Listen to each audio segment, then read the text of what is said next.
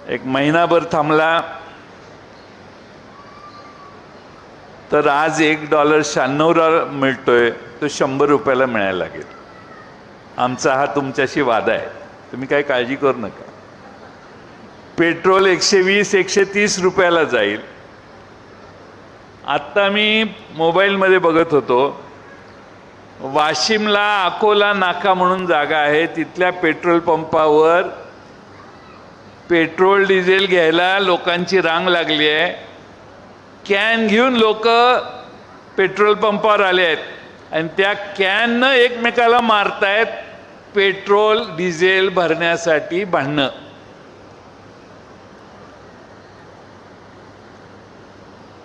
एकदा लॉकडाऊन झाला कोरोनाच्या वेळी, आता आपोआपच लॉकडाऊन करायची व्यवस्था होते का काय याची मला भीती वाटायला लागली. राज्यामध्ये देशामध्ये काही दिवसापूर्वी देशाच्या गृहमंत्र्यांनी भाषण केलंय, अपने पास 6 महीने का कोटा है, पेट्रोल है, डीजल है, गैस है, डरने की कोई बात नहीं. 15 दिवसाआधी केलं. महिना झाला नाही तर त्यांचा नेता सांगायला लागला, बाहेर फिरू नका, सोनं खरेदी करू नका, परदेशात जायचं बंद करा, बाकीच्या सगळ्या गोष्टी. अशाच भूमिका 2013ला मनमोहन सिंगांनी घेतलेली होती. जरा आर्थिक परिस्थिती काठावर आल्यावर त्यावेळी आपल्या राज्याच्या मुख्यमंत्र्यांनी ट्विट केलेलं होतं की देशात आर्थिक परिस्थिती थकलेली आहे, वाईट परिस्थिती यायला लागली, अशा अर्थाचं ट्विट 2013ला केलेलं. आज तेच म्हणतात की पंतप्रधानांनी जी घोषणा केलेली आहे त्याविषयी कुणी काही थट्टा करू नका. थट्टा कोणीच करत नाही,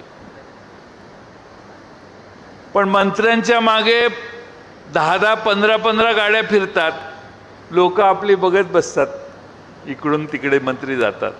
आता ती हॉर्मुझ नावाची जी समुद्र दुनिया आहे ती बंद पडली मध्ये महिनाभर. मग आपल्या एका देशाचं तेल थांबलं होतं का? नाही आहे. अनेक राष्ट्रांचं तेल तिथं थांबलं होतं. आता जे माननीय मोदी साहेब गेलेले आहेत तिथून समुद्राच्या खालून पाईपलाईन करून भारताचा कायमचा प्रश्न मिटवता येतोय का याच्यावरती विचार सुरू आहे. जर मोदी साहेब समुद्राच्या खालून पाईपलाईन भारतात आणायचा विचार करत असतील तर ज्यांना ईश्वरपूर सांगली रस्ता करायची अक्कल नाही त्यांनी मोदी साहेबांना सल्ला देण्याची आवश्यकता नाही. ज्यांना साधे खड्डे बुजवता आले नाहीत ते समुद्राच्या खाली कधी जाणार सांगा? जाऊ शकतात का सांगा? विहिरीत उडी मार म्हणलं तर मारायचं नाही, समुद्राच्या खाली कधी जाणार? त्यामुळे हे जे विषय आहेत लोकांची माती भडकवण्याच्या दृष्टिकोनातून त्यांचा जो प्रयत्न सुरू आहे तो प्रयत्न आपल्या सगळ्यांना हाणून पाडायचा आहे. आता हे बाजार मुंगे गावागावात फिरत आहेत आणि ते सांगतायत की आता हे देशाचं असं झालं, देशाचं तसं झालं. अरे जरा अक्कल पाहिजे. आम्ही तर एवढे काय यातले अर्थतज्ञ नाही आहे, परंतु जो 10 वेळा का 9 वेळा या राज्याचा अर्थमंत्री म्हणून अर्थसंकल्प मांडला आहे. आता मला कोणीतरी सांगितलं की भारतामध्ये लॉकडाऊन होईल असं स्टेटमेंट करतोय. अरे याचं डोकं मेंढराच्या डागणीनं डागलं पाहिजे असं मला वाटायला लागलंय. मेंढरा माहित आहे ना, डागणी टाकते तुम्हाला तेव्हा अक्कल येईल. अरे कशासाठी केलंय हे? ही काय परिस्थिती आहे? जेव्हा जेव्हा युद्ध होतं तेव्हा अशी संकट उभा राहतात.